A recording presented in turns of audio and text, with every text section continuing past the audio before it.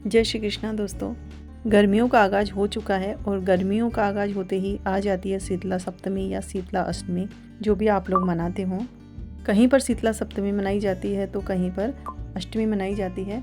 तो आप लोग क्या मनाते हैं, सप्तमी या अष्टमी, मुझे कमेंट सेक्शन में ज़रूर बताइएगा।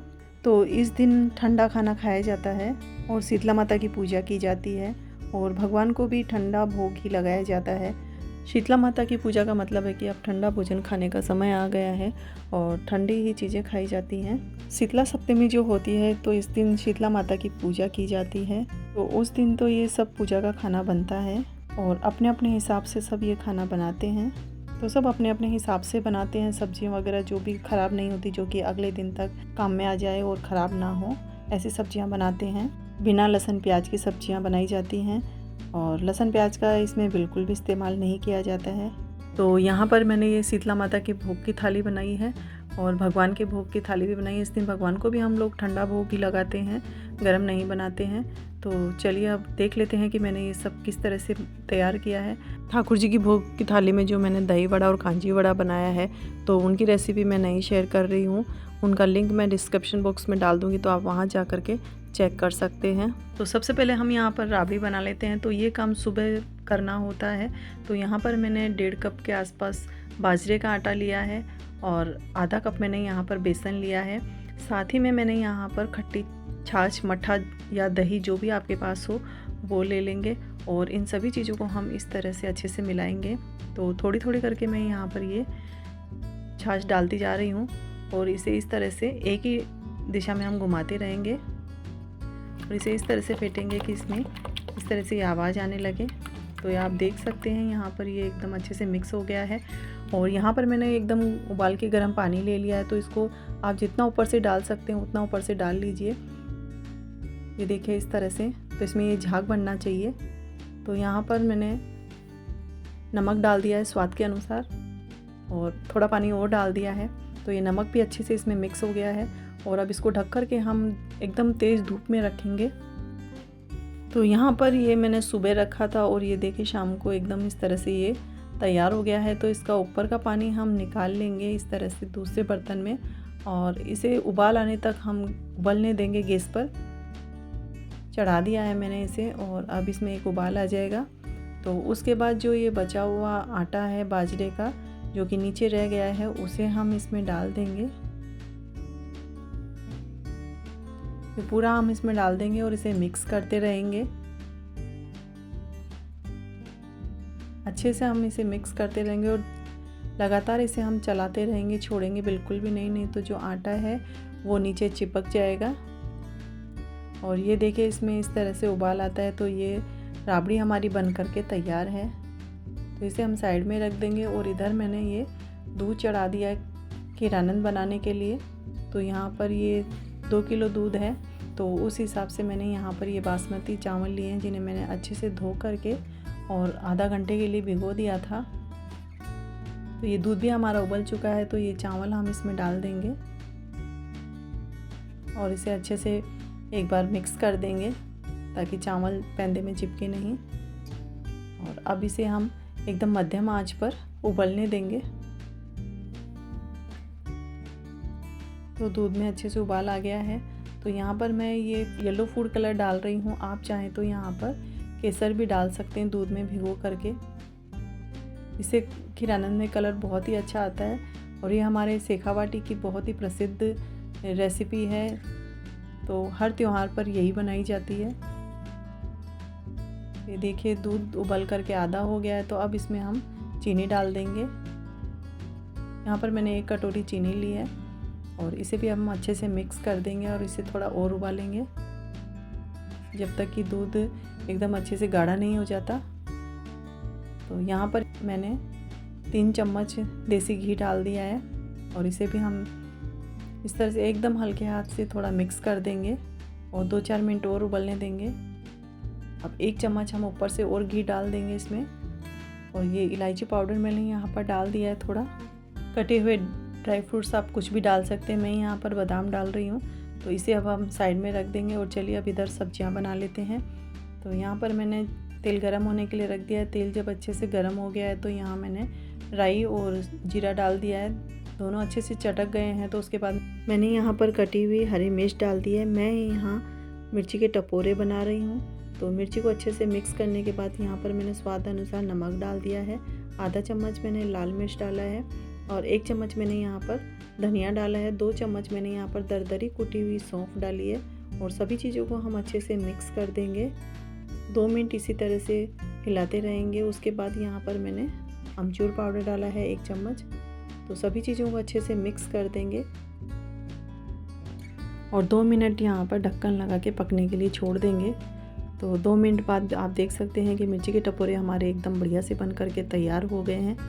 तो इन्हें अब एक बाउल में हम ट्रांसफ़र कर लेते हैं और इसी कढ़ाई में फिर मैंने यहाँ पर तेल डाल दिया है। तो यहाँ मैं बना रही हूँ आलू की सूखी सब्जी। तो तेल अच्छे से गर्म हो गया तो आधा चम्मच मैंने यहाँ पर जीरा डाला है और 1/4 चम्मच मैंने यहाँ पर हींग डाली है। साथ ही में मैंने यहाँ पर कटी हुई 2 हरी मिर्च डाल दी है। सभी चीज़ों को अच्छे से भूनने के बाद यहाँ पर मैंने आधा चम्मच हल्दी पाउडर डाला है। साथ ही में मैं यहाँ पर आलू डाल रही हूँ कटे हुए। तो सभी चीज़ों को हम अच्छे से मिक्स कर देंगे। साथ ही में मैं यहाँ पर स्वादानुसार नमक डाल रही हूँ। नमक को भी अच्छे से मिक्स कर देंगे और ढक करके हम 5 मिनट के लिए इसी तरह छोड़ देंगे। आँच को हम एकदम मध्यम रखेंगे। तो 5 मिनट बाद में हम देख लेते हैं। आलू को हम एक बार अलट पलट करके इस तरह तोड़ के देख लेंगे। तो आलू अभी तक हमारे नहीं पके हैं तो 5 मिनट के लिए हम इसे और ढक के पकाएंगे। तो 5 मिनट बाद हम वापस चेक कर लेते हैं। तो अच्छे से हिलाने के बाद अब आलू को मैं तोड़ के देख रही हूँ तो आलू एकदम अच्छे से टूट रहा है। तो यहाँ पर मैंने 1 चम्मच लाल मिर्च डाली है और 2 चम्मच मैंने यहाँ पर धनिया पाउडर डाला है और 1 चम्मच मैंने अमचूर पाउडर डाला है। सभी चीज़ों को अच्छे से मिक्स करने के बाद 2 मिनट ढक करके हम इसे और पकाएंगे और गैस का फ्लेम मैंने बंद कर दिया है। तो देखिए मसाले भी अच्छे से आलू में अब्जॉर्व हो गए हैं। तो सब्ज़ी हमारी बन करके तैयार है। तो अब चलिए मेथी की लौंजी बना लेते हैं। तो यहाँ पर मेथी को मैंने सुबह ही भिगो दिया था तो ये अच्छे से भीग गई है। तो 4 से 5 पानी मैंने यहाँ इसका निकाल दिया है। साथ ही में मैंने यहाँ पर इसे कुकर में डाल दिया है और थोड़ा पानी डाल दिया। तो इसे उबलने के लिए छोड़ देंगे और जो किशमिश और लाल मिर्च मैंने भिगो के रखी थी उसका पानी भी हम निकाल देंगे। तो 2 सीटी हम इसकी ले लेंगे। तो ये देखिए मेथी हमारी अच्छे से उबल गई है और ये अच्छे से टूट भी रही है, सॉफ्ट हो गई है। तो इसे हम निकाल लेते हैं छलनी में। साथ ही में 2 पानी में इसका और निकाल लूँगी ताकि जो कड़वाहट है वो ख़त्म हो जाए। तो यहाँ पर अब इस छलनी को हम इस तरह से रख देंगे और उसी कढ़ाई में मैंने वापस से तेल ले लिया है। तेल जब अच्छे से गर्म हो गया तो यहाँ पर मैंने जीरा डाल दिया है और आधी चम्मच मैंने यहाँ पर हींग डाली है और साथ ही में मैंने यहाँ पर मेथी भी डाल दी है। तो अच्छे से इसको 2 मिनट तक हम तेल में भून लेंगे और जो किशमिश और लाल मिर्च हमने भिगो के रखी थी वो हम डाल देंगे। अच्छे से जब ये भुन गए हैं तो यहाँ पर मैंने आधा चम्मच हल्दी पाउडर डाला है, 1 चम्मच मैंने यहाँ पर लाल मिर्च डाली है और 2 चम्मच मैंने यहाँ पर धनिया पाउडर डाला है। साथ ही में मैंने 1 चम्मच यहाँ पर अमचूर पाउडर डाला है। अगर आपके पास साबुत अमचूर हो तो आप वो भी डाल सकते हैं और स्वाद अनुसार मैंने यहाँ पर नमक डाल दिया और सभी चीज़ों को अच्छे से मिक्स कर दिया है। 4 से 5 मिनट तक हम इसे इसी तरह पकने देंगे और जब तक कि इसमें तेल नहीं छूट जाता तब तक हम इसे पकाएंगे। तो तेल अच्छे से छूट गया है। तो यहाँ पर मैंने इसमें 1 कटोरी भर के गुड़ डाल दिया। आप चाहें तो यहाँ चीनी का भी उपयोग कर सकते हैं, लेकिन ये गुड़ में बहुत ही स्वाद बनती है, स्वादिष्ट बन करके तैयार होती है। तो आप गुड़ ज़रूर डालें। एक बार ये ट्राई करके देखें, आपको बहुत पसंद आएगी। तो ये लौंजी भी हमारी बन करके तैयार है। तो चलिए अब हम यहाँ पर गुड़ के मीठे चावल बना लेते हैं। तो यहाँ मैंने पानी बॉईल होने के लिए रख दिया है और इसे ढक दिया है। तो मैं यहाँ पर 1 कटोरी चावल बना रही हूँ तो उसी हिसाब से मैंने पानी गर्म किया है। तो चावल को मैंने 10 से 20 मिनट के लिए भिगो दिया था अच्छे से धो करके। मैं बासमती चावल का यूज़ कर रही हूँ, आप चाहें तो कोई सा भी चावल ले सकते हैं।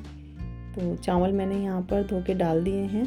तो ये 80% जब कुक हो जाएंगे चावल, तो यहाँ पर मैंने जितना चावल लिया है उतना ही मैंने गुड़ लिया है। गुड़ को अच्छे से मैंने तोड़ लिया इस तरह से और अब गुड़ को इसमें डाल देंगे और अच्छे से मिक्स कर देंगे। आँच हमेशा मध्यम ही रखेंगे इन सब चीज़ों के लिए हम। तो गुड़ भी हमारा अच्छे से मेल्ट हो गया है। तो यहाँ पर मैंने 2 से 3 चम्मच भर के इसमें देसी घी डाल दिया है। घी से इसमें बहुत ही एक अच्छा सा टेस्ट आता है, तो आप घी ज़रूर डालें। तो घी को भी हम अच्छे से मिक्स कर देंगे और 2 से 3 मिनट तक इसी तरह हम इसे पकने देंगे। तो चावल भी हमारे बनकर के तैयार हैं। तो चलिए अब हम गुलगुले बना लेते हैं। तो यहाँ पर मैंने 1 कटोरी भर के चीनी ले ली है, साथ ही में मैंने यहाँ पर 2 कटोरी पानी लिया और चीनी को हम अच्छे से इसमें मिक्स कर लेंगे। तो यहाँ पर मैं गेहूं का आटा ले रही हूँ, तो उसे भी हम थोड़ा थोड़ा डाल के मिक्स करते रहेंगे। इसमें गुठली बिल्कुल भी नहीं होने चाहिए। आप चाहें तो हाथ से भी मिक्स कर सकते हैं या विस्कर का भी यूज़ ले सकते हैं। मैं चम्मच से हिला रही हूँ, तो एक ही डायरेक्शन में से हम हिलाएंगे तो गुठली बिल्कुल भी नहीं आएंगे इसमें। तो ये गुलगुले का घोल भी हमारा बनकर तैयार है। आप चाहें तो गुड़ का भी बना सकते हैं। तो इसे हम साइड में रख देंगे। और यहाँ पर मैंने 1 कप बेसन लिया है, साथ ही में मैंने यहाँ पर लाल मिर्च डाली है, नमक डाला है और अजवाइन को इस तरह से क्रश करके हाथ से डालेंगे। इससे अजवाइन का स्वाद बहुत ही अच्छा आता है। साथ ही में मैंने यहाँ पर 1/4 चम्मच हींग डाली है। सभी चीज़ों को हम अच्छे से मिक्स कर देंगे और थोड़ा थोड़ा पानी करके हम इसका एक घोल बना लेंगे।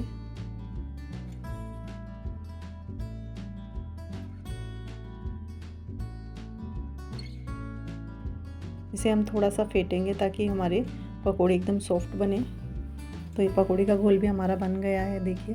तो इसे भी अब हम साइड में रख देते हैं। पकोड़ी और गुलगुले का घोल जब तक सेट होते हैं तब तक हम यहाँ पर दाल की पूड़ी का आटा लगा लेते हैं। तो मैंने यहाँ पर 2 कप भर के गेहूं का आटा लिया, साथ ही में मैंने यहाँ पर 1 कप मूंग की दाल ली है, जिसे मैंने सुबह ही भिगो दिया था, तो अच्छे से भीग गई है। तो वो हम इसमें डाल देंगे। लाल मिर्च डाल देंगे स्वाद के अनुसार, जितना आपको चाहिए तीखा, और साथ ही में नमक डाल देंगे, हींग डाल देंगे और कसूरी मेथी डाल देंगे और सभी चीज़ों को हम अच्छे से मिक्स करेंगे। तो यहाँ पर मोइन के लिए मैं 1/4 कप ऑयल डाल रही हूँ। तो इसे भी हम अच्छे से मिक्स करेंगे। इससे पूड़ियाँ एकदम सॉफ्ट बन करके तैयार होगी। तो सभी चीज़ों को हम अच्छे से मिक्स करेंगे। और ये देखिए मोइन अच्छे से हो गया है। तो अब थोड़ा थोड़ा करते हुए हम इसका एक टाइट डो बना करके तैयार करेंगे। पानी आप इसमें ज़रूरत के हिसाब से ही डालें। थोड़ा थोड़ा करते हुए हम पानी डालेंगे इसमें और एक सख्त डो बना करके हम तैयार करेंगे, जिस तरह से कि पूड़ी का बना करके तैयार करते हैं। तो डो हमारा बन करके तैयार है, आप देख सकते हैं। तो इसे ढक करके हम साइड में रख देंगे। और तब तक मैंने यहाँ पर सादा पूड़ी का आटा भी लगा लिया था। तो ये डो हमारा सेट हो गया है। 5 मिनट के लिए मैंने इसे रख दिया था। तो एक बार इसे इस तरह से मल लेते हैं और अब इस तरह से हम इसकी लोइयाँ तोड़ लेंगे। तो नॉर्मल जो पूड़ी होती है उसकी लोई थोड़ी छोटी होती है और दाल की पूड़ी की लोई थोड़ी मैं मोटी बना रही हूँ। यहाँ पर आप देख सकते हैं इस तरह से। यहाँ पर सभी लोइयाँ मैंने बना ली हैं। तो इन्हें भी ढक करके हम साइड में रख देते हैं। तेल मैंने गर्म होने के लिए रख दिया है। तो 1 चम्मच भर के तेल मैं यहाँ पर गुलगुले के घोल में डाल रही हूँ। इससे गुलगुले बहुत ही सॉफ्ट बन करके तैयार होंगे। तो ये टिप आप ज़रूर अपनाएं। तो इसे मैंने अच्छे से मिक्स कर लिया है। तो अब हम यहाँ पर छोटे छोटे गुलगुले उतार लेते हैं।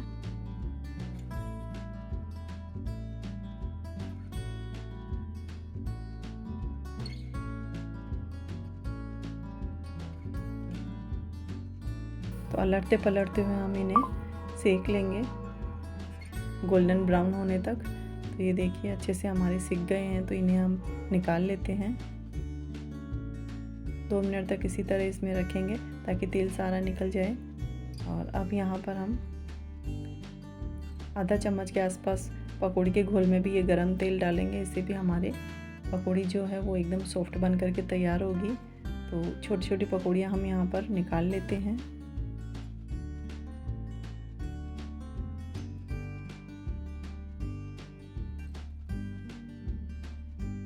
लड़ते पलटते हुए हम इन्हें फ्राई कर लेंगे इस तरह से। तो ये पकौड़ियाँ भी हमारी बन करके तैयार है। तो इन्हें भी हम इस तरह से तेल झाड़ते हुए निकाल लेंगे। और अब चलिए हम यहाँ पर पूड़ी बना लेते हैं। तो पहले मैं यहाँ पर सादा पूड़ी बना रही, तो मैंने पूड़ी बेल करके तैयार कर ली है। और एक एक करके हम यहाँ पर इस तरह से दबाते हुए पूड़ी को सेक लेंगे। इस तरह से जब हम दबाएंगे ना तो पूड़ी हमारी अच्छे से फूल करके तैयार होती है। तो अलटते पलटते हुए हम इन्हें फ्राई कर लेंगे। देखिए कितनी अच्छी फूल करके तैयार हुई है पूड़ी हमारी, कितनी अच्छी तरह फूल करके तैयार हुई। तो इन्हें हम निकाल लेते हैं और अब दाल की पूड़ी हम बेल लेते हैं। देखिए कितनी आसानी से बेल रही है और नॉर्मल पूड़ी से थोड़ी सी हम मोटी रखेंगे। इसकी थिकनेस आप देख सकते हैं। एक पूड़ी और मैं आपको बेल करके दिखा रही हूँ। ये देखिए इस तरह से पतला नहीं रखेंगे, नहीं तो ये कड़क हो जाएगी, सॉफ्ट नहीं रहेगी। और इसे एकदम मध्यम आंच पर हम फ्राई करेंगे ताकि ये अंदर तक सिक जाए। इसमें दाल है तो कभी ये पूड़ियाँ फूलती है और कभी नहीं फूलती है। तो ये वाली मेरी बिल्कुल भी नहीं फूली थी देखिए। और ये देखिए कितनी अच्छी फूल करके तैयार हुई है। आप इन पूड़ियों को सफ़र में कहीं जाएं तो भी आप ले जा सकते हैं बना करके। ये बिल्कुल भी ख़राब नहीं होती, 4-5 दिन आराम से चल जाती है। तो यहाँ पर गुलगुले हमारे बन करके तैयार हैं और पूड़ी भी दोनों तरह की बन करके तैयार है। साथ ही में मैंने बाजरे की रोटी भी बना ली थी, तो वो मैं नहीं रिकॉर्ड कर पाई। तो ये माता का भोग बन करके तैयार है, जो मैंने अगले दिन लगाया था माता को पूजा करने के बाद। और भगवान की थाली भी मैंने आपको दिखाई है। तो ये भगवान की थाली है। तो दोनों थाली बन करके तैयार है। तो आपको मेरी ये दोनों थाली कैसी लगी मुझे कमेंट सेक्शन में ज़रूर बताइएगा। और आपको मेरे वीडियो कैसे लगते हैं वो भी बताइएगा। और आपने शीतलाष्टमी किस तरह से मनाई, क्या क्या पकवान बनाए वो भी मुझे ज़रूर बताइएगा।